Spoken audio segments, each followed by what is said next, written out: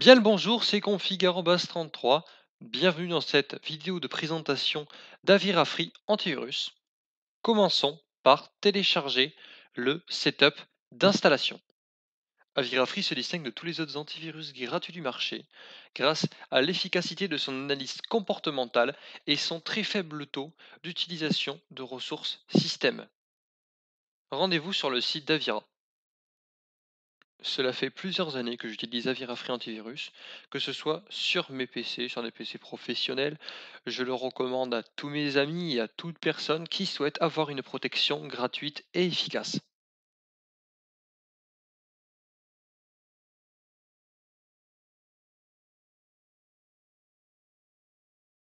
Une fois sur le site d'Avira, cliquez sur Télécharger Avira Free Antivirus. Cliquez ensuite sur Télécharger gratuitement. Bien entendu, la vitesse de téléchargement varie en fonction de votre connexion Internet. Une fois le téléchargement effectué, cliquez sur Exécuter. Et alors là, attention, petite information. Dans chaque ordinateur, il ne peut qu'y avoir un seul antivirus. Pensez donc à vérifier que votre ordinateur ne possède pas déjà un antivirus. Si vous avez déjà installé un, pensez à le désinstaller. Sinon, pour tous les systèmes Microsoft depuis Windows Vista, un antivirus est présent par défaut dans l'ordinateur. Bien qu'il ne soit pas du tout efficace, il est très important de le désactiver afin d'éviter un conflit d'antivirus et de planter votre machine.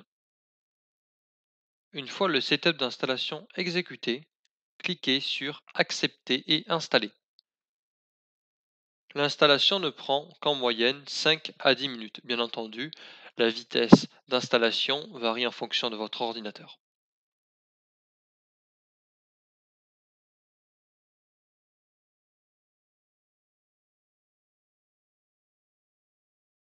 Une fois l'installation achevée, cliquez sur Démarrer Avira Free Antivirus. Quelques secondes le temps qu'Avira s'initialise.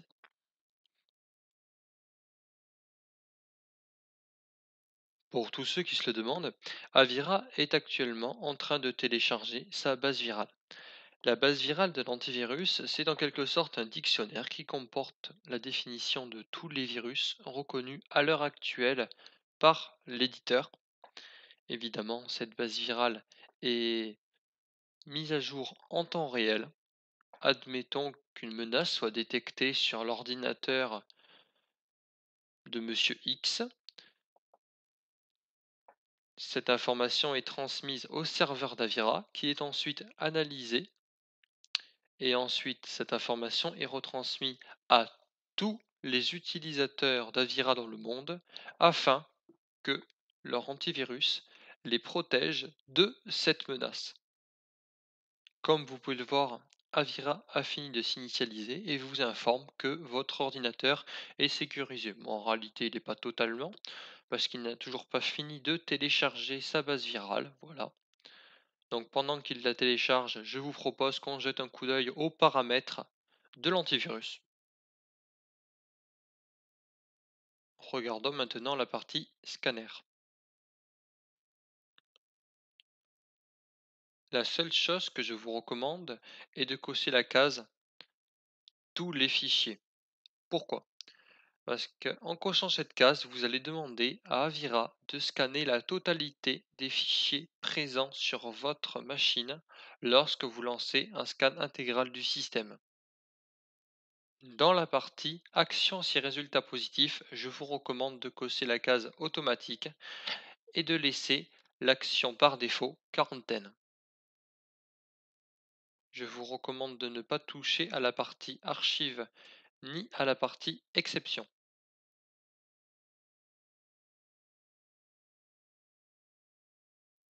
Dans la partie heuristique, vous pouvez cocher la case niveau de détection haut. Alors certes, Azira risque de générer des fausses alertes, mais ceci vous garantira une protection supplémentaire. En effet, Avira sera beaucoup plus sensible et plutôt que dire ah je pense que c'est une menace, mais bon, par défaut, il bloquera toutes les applications qui pour lui semblent avoir un comportement malveillant ou potentiellement dangereux. Afin d'améliorer l'analyse en temps réel d'Avira, il est plus que recommandé de cocher la case rechercher les archives parce que même pour une analyse en temps réel, il est important de vérifier des contenus et des dossiers compressés qui ne peuvent pas être analysés normalement, mais en faisant ça, vous allez donner à Avira l'autorisation de fouiller des dossiers compressés. Exemple, vous téléchargez un programme, un crack par exemple. Avira va pouvoir du coup analyser ce crack nouvellement téléchargé grâce à son analyse en temps réel et vous informer avant que vous l'exécutez qu'il s'agit d'une menace. Dans la partie catégorie de danger, nous allons demander à Avira de bloquer les programmes blagues et les programmes portant atteinte à la vie privée. Ça y est, c'en est fini pour les réglages. Il ne vous reste qu'à cliquer sur accepter. Voilà un message vous demandant une confirmation validée par oui.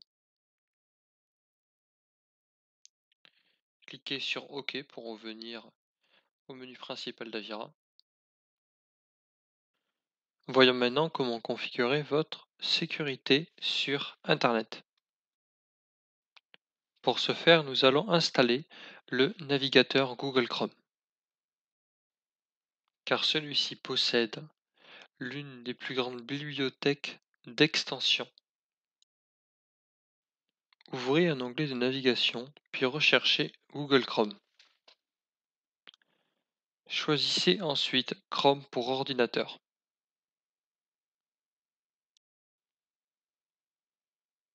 Cliquez sur Télécharger Google Chrome, décochez la case Aidez-nous à améliorer Google.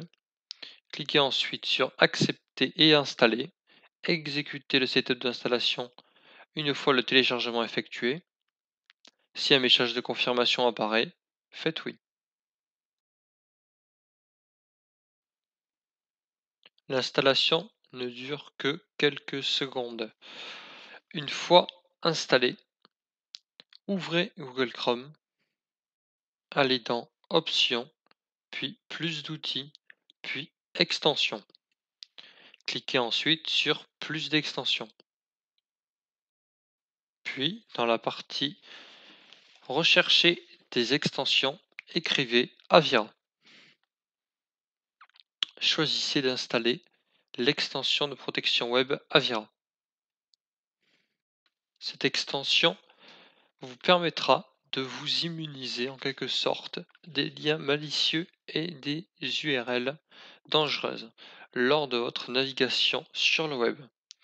Admettons que vous souhaitez consulter une page et que vous cliquez dessus malencontreusement. Si la page a été reconnue comme malveillante par les serveurs d'Avira, cette page vous sera automatiquement bloquée et l'accès vous sera refusé. Et si en plus vous souhaitez profiter d'une navigation sans pub, je vous recommande d'installer l'extension Le bloqueur de Popper ainsi que l'extension AdBlock Plus. Ces deux extensions vous fourniront toutes les protections suffisantes pour ne jamais avoir de publicité intrusive ou de spam. Afin de garder un minimum l'aspect esthétique de Google Chrome, je vous conseille de faire comme moi et de masquer les boutons des extensions. Voilà, clic droit sur l'icône, puis masquer dans le menu Chrome. Ça en est fini pour cette vidéo. Si vous avez aimé, n'hésitez pas à vous abonner à la chaîne. C'était Configure en Baston 3.